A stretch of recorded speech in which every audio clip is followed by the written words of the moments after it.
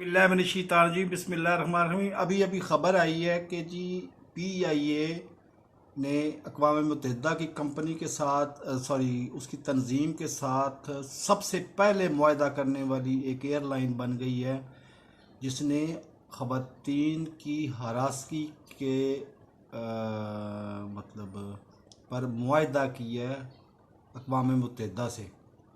तो बहुत खुशी की बात है और बहुत एज़ाज़ की बात है कि हम पहला मुल्क बन गए हैं जो जिनसी हरासगी के ख़िलाफ़ मुज़ामत के लिए हमने मुआहदा किया है अक़वाम मुत्तहिदा के साथ। हम पहला मुल्क बन गए हैं, लेकिन माज़रत के साथ ये ज़रूरत भी हमें ही थी।